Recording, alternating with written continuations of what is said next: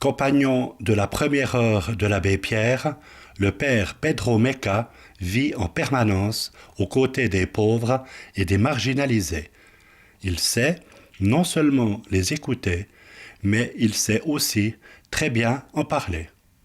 Un jour à Roubaix, je travaillais un peu avec un pédiatre extraordinaire et il s'avait réuni dans une maison plusieurs familles, vraiment que personne ne voulait de ces familles. Ils sont réunis dans un immeuble. Et il y avait un enfant qui allait à l'école avec tout le monde. Et un jour, il m'a dit, tu sais, Pedro, les gamins à l'école, c'est des pauvres. Je dis, ah bon? C'est des pauvres, ils ne pensent qu'à l'argent. Et lui, il n'avait rien. Lui pensait autre chose. Moi, je crois que c'est vrai qu'il ne faut pas non plus dire que tout le monde est pauvre de quelque chose, on est tous égaux. Non, la pauvreté matérielle compte. Mais ce qui est terrible et beaucoup plus difficile, c'est la pauvreté ailleurs que dans ces milieux de pauvreté matérielle.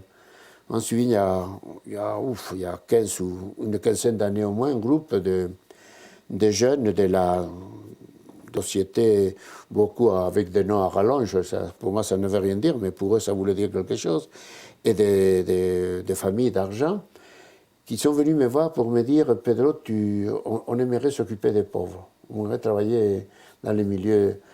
Et j'ai dit, vous voulez occuper les pauvres, mais alors je vous donne qu'un conseil, ne quittez pas votre milieu, essayez de voir les pauvretés dans votre milieu. Et ils ont trouvé, c'est une association qui marche très bien maintenant au niveau national, ils ont trouvé que dans des familles riches, il y avait des enfants qui vivaient cachés, que les parents les tenaient là à cause des maladies vraiment ou des gamins aussi dans les hôpitaux que personne venait les voir. Et ils ont commencé à travailler, libérer les parents. Un week-end, ils prenaient l'enfant avec eux. Et comme ça, les parents riches étaient libérés parce que tout le temps s'occupaient. Et c'est donc la pauvreté, on peut la trouver partout. Partout. Et surtout, moi je trouve que la quête de l'argent mène souvent à une pauvreté spirituelle, non, je ne parle pas religieuse, une pauvreté d'esprit énorme, obsédée par l'argent ou par les choses. Et là, c'est très pauvre aussi. Mais quand même, au moins, ils peuvent manger, ils mangent bien. Tu parles de l'argent, de la pauvreté, de la relation avec l'argent. Je me souviens d'une conférence que tu avais donnée où quelqu'un te demandait, Pedro, comment est-ce que tu te comportes face à un clochard? Est-ce que tu donnes de l'argent au clochard dans la rue? Non, moi, je ne suis pas partisan du don. Parce qu'il ne faut pas oublier que la main qui donne, elle est toujours au-dessus de la main qui reçoit. Le don te permet d'être au-dessus. Et le père Joseph Wrasinski, fondateur d'ATD Carmonde, disait « On se penche sur les pauvres, mais on se penche tellement qu'on risque de tomber dessus et de les écraser. » Et le don peut écraser. Il est difficile de donner, mais il est beaucoup plus difficile de recevoir. Et moi, j'aime bien établir plutôt des situations d'égalité, où on soit à égalité. Une rencontre, par exemple, je ne vais pas payer un sandwich, mais je vais payer un verre à boire. Je vais payer un café ou un demi. Mais d'abord, on négocie. Et eux, ou lui qui paye la première tournée, moi la deuxième. On s'invite. Ce n'est pas pareil donner que s'inviter. Parce que quand on est comme ça, on est beaucoup plus libre l'un l'autre. Et ça, j'aime pas donner, peut-être parce que je mendiais étant petit. C'est pas bon de tendre la main. Quand tu vois un mendiant dans la rue, ce serait plutôt toi qui demande de te payer un verre. On le négocie pas. Je ne demande pas de me payer comme ça, mais on raconte vite, mais en réalité, c'est un peu ça. Et c'est ce qui m'a motivé aussi à créer dans l'association des Compagnons de la Nuit et dans la Moquette, à créer un groupe qu'on appelle la Moquette Solidaire, où ce sont les gens de la rue et de la non-rue, c'est les SDF et les ADF, avec domicile fixe, qui parrainent des enfants de la rue de Kaboul. Donc les gars de la rue, et c'est leur procurer l'occasion de donner. Pour certains, ça a été une manière de retrouver la dignité des parents. Ils ne savaient pas élever les enfants, ils savaient oublier tout. Ils avaient laissé à la charge de la femme et ils savaient laisser tomber tout, eux-mêmes. Et là, en s'occupant d'un gamin, ou en faisant quelque chose pour des gamins qu'ils ne connaissent pas, un peu, ils retrouvent l'autostime. Et aussi se sentent, parce que je crois que la plus grande pauvreté, et c'est contre celle-là que je lutte, et c'est la plus grande misère, plus que pauvreté, c'est vivre sans que personne t'attende, ou sans que tu comptes pour personne, Ça, que tu disparaisses. Ça, c'est la plus grande des pauvretés. C'est la plus grande. Tu n'existes pas. Si tu n'existes pas pour quelqu'un et grâce à quelqu'un, qu'est-ce que tu as à regarder? Si tu n'as pas regardé un regard, s'il n'y a pas un regard amoureux vers toi, tu ne sais pas regarder avec amour. Ça c'est dans la relation. Et si on a quelqu'un qui t'attend, tu vas tendre vers cette personne. Un jour, un gars, il avait passé 3 mois à l'hôpital. Et entre 35, autour de 35 ans, 3 mois à l'hôpital, il était très esquinté. Je voulais voir la dernière fois que je suis allé, 2 ou 3 jours avant qu'il sorte. Il dit, oh putain, on t'a bien retapé, on l'avait même mis des dents. Il dit, maintenant tu peux sourire, on voit des dents blanches, avant on voyait un trou. La bouche, c'est un des endroits, et le monde de la drogue aussi. La bouche était très esquintée. Eh bien, je lui dis, maintenant tu vas sourire, tu vas être un tombeur, là, mais les filles, tu vas les savoir tant que tu veux. Et il me dit, bouffe. Comment bouffe? Tu sais, quand je vais sortir, personne ne m'attend. Moi, il dit, non, c'est faux, moi je t'attendrai. Et c'est vrai, d'ailleurs, on se voit toujours. C'est pour dire que je crois que si on existe par et pour les autres. Si on existe pour soi, on est des cadavres ambulants. Si on existe par les autres et pour les autres, on peut être des cadavres déficients, enfin des personnes déficientes en beaucoup de choses, mais on a l'existence, c'est-à-dire une relation c'est la relation qui nous permet de vivre. Et une bonne relation nous permet de vivre bien. Voilà pourquoi donc les gens du centre de la Moquette, dont tu t'es occupé pendant presque 10 ans, vous leur avez trouvé c'est plus qu'une vocation, c'est un véritable travail. Vis-à-vis des gamins de Kaboul. Par exemple, oui. Mais vis-à-vis de tout, je crois que l'important pour moi... Ils ne font pas que ça, d'ailleurs. Oui, hein? non. Maintenant, on fait notre truc avec des gars. C'est depuis l'été dernier, c'est en route. C'est encore. J'aime bien les choses en route parce qu'une fois qu'ils marchent, moi je m'en vais. C'est aller passer 10, 15 jours, 20 jours dans une maison à la campagne près de Cahors, sur la route de Saint-Jacques-de-Compostelle. Et le matin, de 9h du matin à midi, on sort sur la route, et on met quelques caisses, il y a quelques chaises plastiques qu'on sort, et on met du café, du jus de fruits, ou quelques fruits, quelques raisins, des tranches de melon, comme ça, et on offre aux pèlerins. Et il y a tous les matins, il y a une quarantaine qui passe, et c'est extraordinaire les rencontres. C'est extraordinaire en double sens. Pour les gars de la rue, là, ils sont en train de donner, c'est leur procurer l'occasion de donner. Et pour les gars qui d'habitude peuvent donner, c'est l'occasion de recevoir. Et il y a un échange extraordinaire comme ça. Moi, j'aime beaucoup mettre les gens en position, je dirais, humaine, d'échange. Donc les gens, il ne faut pas les assister, il faut les aider. Il y a des situations où il faut assister. Un type qui crève de là, et il faut l'assister. Ça. Autre chose, c'est fabriquer l'assistanat. Et moi, je crois que c'est très dangereux l'utilisation qu'on peut faire dans le travail social. Je parle pour la France, je suis en France, à Paris. L'utilisation qu'on fait de l'argent du peuple, parce que c'est l'argent des travailleurs, de ceux qui travaillent, de ceux qui cotisent. Ce n'est pas l'argent de l'État, c'est l'argent de l'État vient du travail. Eh bien, il faut l'utiliser comme il faut, et il ne faut pas l'utiliser, je crois, à irresponsabiliser les gens, au contraire, faire en sorte qu'on puisse les responsabiliser. Et le travail de la responsabilité, elle peut s'acquérir, non pas, avant il y avait une expression, il faut qu'ils se prennent en charge. Aujourd'hui, qui se prend? Comment veux-tu te prendre en charge pour quand tu n'as pas un métier, où tu es esquinté par 10, 15 ans de rue ou d'alcool, où le malheur te tombe dessus? Comment tu vas te reprendre? C'est difficile, mais par contre, tu peux, je crois, tu dois te responsabiliser un peu. Moi, quand on me dit, j'ai rien, donne-moi quelque chose, je dis non, moi, non. Je te donne le bonjour, parce que je suis poli. Mais qu'est-ce que tu peux me donner? Et ça, c'est très étonnant, parce que les gens, à force de dire j'ai le droit, je réclame. Et nous, on s'habitue à se donner et recevoir. Non, moi, je trouvais pour les travailleurs sociaux, les conseils que je donne toujours, il ne faut jamais répondre à la première question. Mais pourtant, le mot charité est un mot d'église, non? La charité, je la vomis. Je préfère le respect. Charité réduite à un acte de donner et de faire l'aumône, parce que c'est ça c'est pas un mot d'église. On a gardé le mot le mot moteur. La charité, pour moi, la charité, c'est la vie de l'amour, c'est l'amour. et l'amour gratuit de Dieu. C'est la vie de Dieu en nous. Et l'amour, c'est comme un moteur de vie, non pas réduit à un acte. C'est comme si on disait d'un chauffeur, enfin d'un conducteur de Formule 1, qu'au bout de quelques années, on lui donnait une clé, et voilà, il court. Non, mais c'est une clé, on a réduit la conduite à avoir la clé pour ouvrir. Non, mais c'est la clé, la charité, mais non pas, on ne peut pas la réduire à la clé. C'est ce qui anime, ce qui déclenche.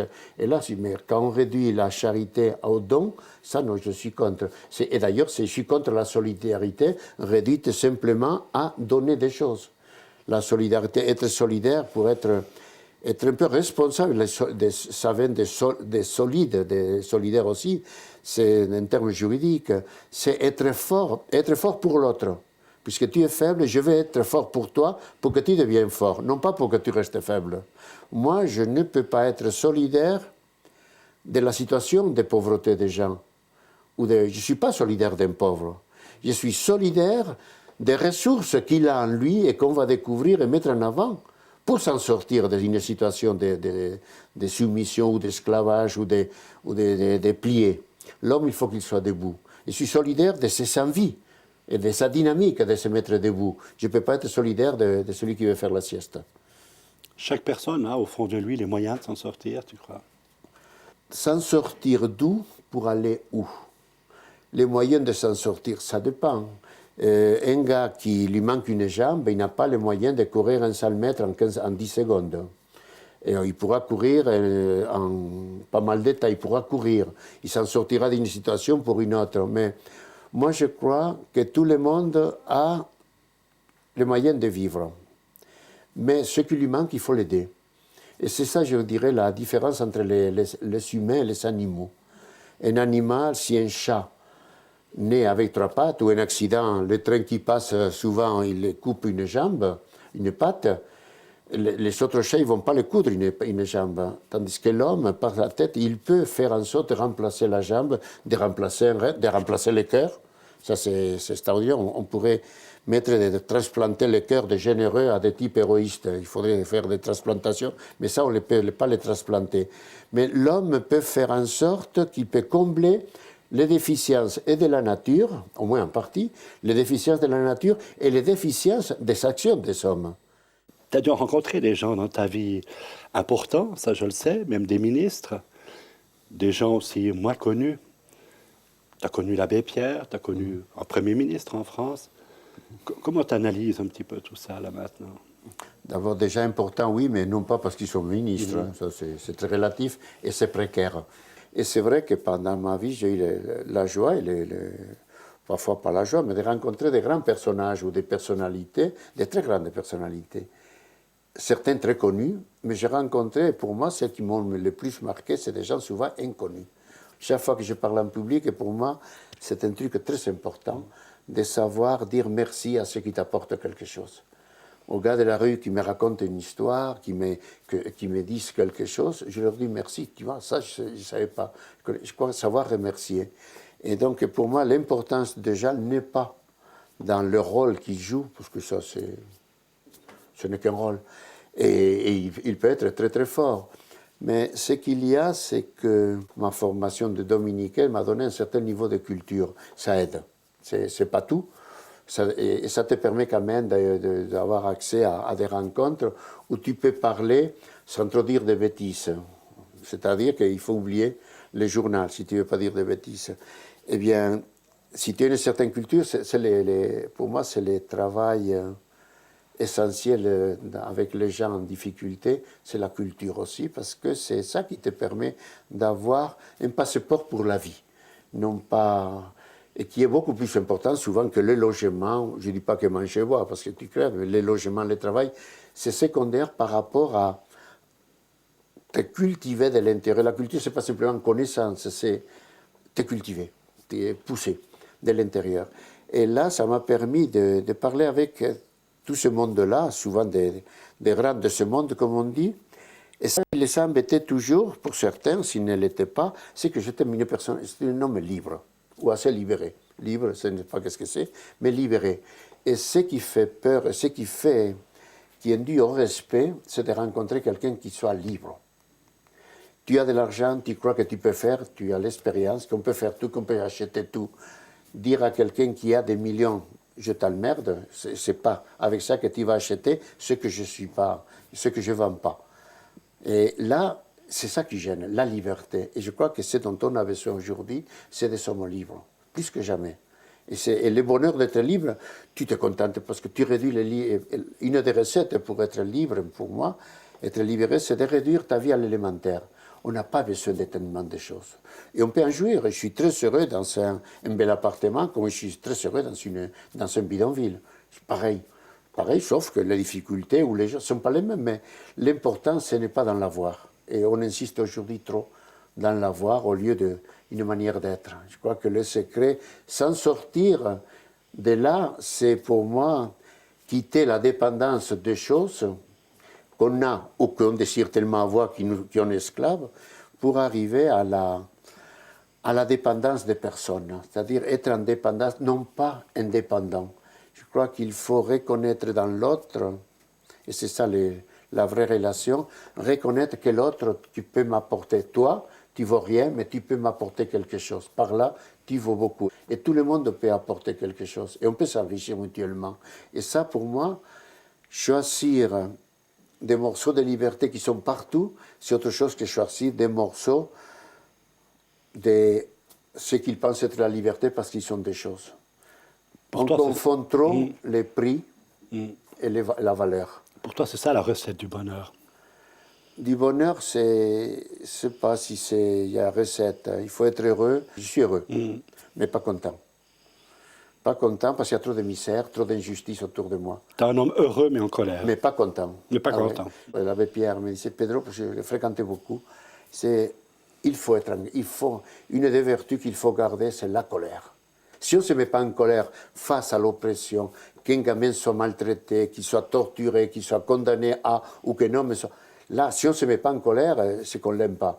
L'amour exige de la colère. Autre chose, c'est s'emporter et casser n'importe quoi, ça c'est autre chose. Mais la colère, elle est saine, la colère.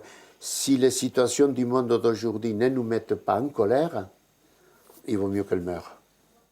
Avant de terminer cet entretien, je suis presque obligé de te demander, et Dieu dans tout ça, dans ta vie, quelle place a-t-il pris?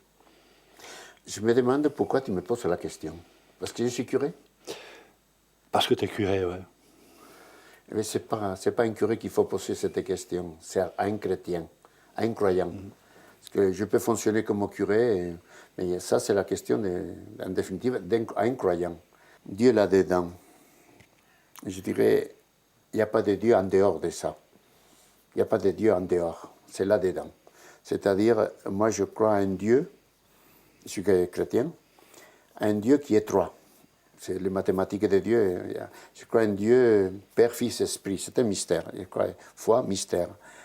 Et les mystères trinitaires, c'est le mystère des relations. À l'intérieur d'un, il y a une relation Père-Fils qui est la relation est tellement forte qu'il y a une personne, l'Esprit. Et pour moi, dans mon quotidien, je disais, quand j'ai ouvert la moquette, à des gens qui me demandaient qu'est-ce que vous faites là, j'ai dit c'est une usine. Ah bon, qu'est-ce que vous fabriquez? De la relation. Et pour les croyants, ils disaient c'est une usine, qu'est-ce que tu fabriques et qu'est-ce que vous fabriquez? Je disais c'est de la Trinité, on fabrique de la Trinité. Dieu est relation. Et dans le jargon de la théologie du Moyen-Âge, on disait une personne, c'est une relation subsistante, une relation qui tient. Et c'est ça une personne. Donc Dieu là-dedans, je dis, c'est la qualité de ma relation aux autres qui est l'espace de Dieu entre nous et en nous. Dieu n'est que relation humaine. Mais depuis que Dieu a pris corps parmi nous, je crois à la résurrection. Et je crois à l'incarnation. Depuis que Dieu a pris corps, il n'y a d'autre lieu de culte, il n'y a d'autre lieu où Dieu se trouve que dans le corps et dans la relation, le corps à corps entre les hommes et femmes aussi. C'est-à-dire que pour moi, Dieu, c'est un peu tout ça. On a réduit souvent la foi chrétienne, on l'a réduit à la pratique cultuelle ou à des aspects religieux. Et moi, je crois que la religion, tranquillise, rassure. Tout est en place, même avec la divinité. La foi inquiète. Et Dieu là-dedans, c'est ne pas me conformer à la réalité. Ne pas me conformer, c'est-à-dire ne pas croire à la fatalité. Que veux-tu qu'on fasse? C'est comme ça toujours. Non, je ne peux pas. Ne pas me résoudre à la fatalité, c'est pour moi croire à un autre avenir. Et croire à un autre avenir, moi, je suis croyant, le Christ pour moi, il nous a dit qu'il sera un jour tout en tous. Pour l'instant, il est en nous, pas tout à fait tout, parce qu'on en retient beaucoup.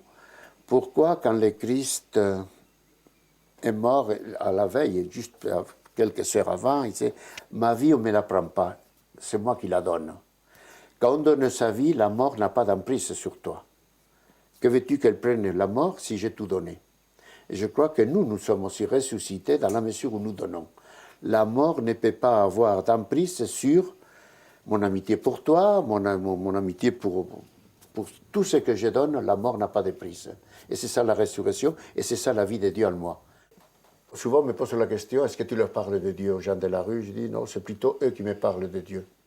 Et en tout cas, c'est dans leurs paroles et dans la relation qu'on établit que je retrouve. Un soir, c'était pas loin de Pâques, et on était vers, je sais pas, 3-4 heures du matin, on était un petit groupe, on discutait.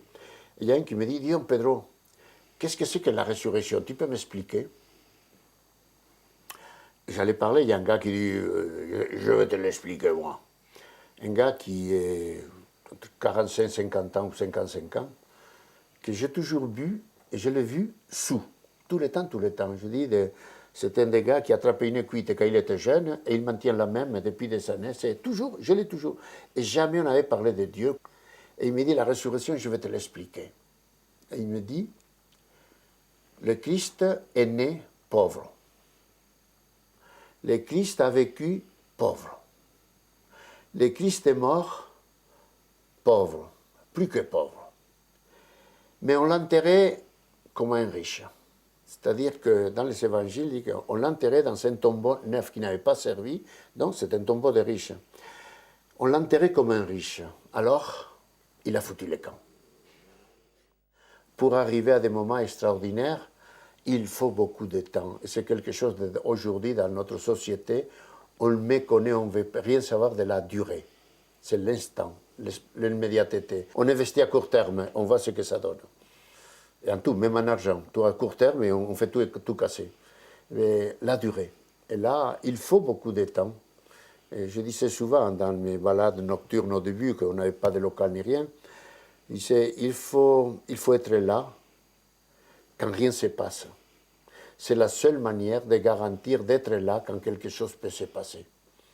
Il faut être là, durer, tenir. Et là, c'est déjà avoir un pied dans l'éternité. En tout cas, nous, on espère que tu vives encore longtemps parce qu'on a eu beaucoup, beaucoup de plaisir à te rencontrer.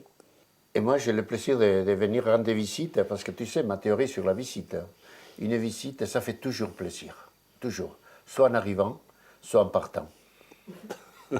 Merci.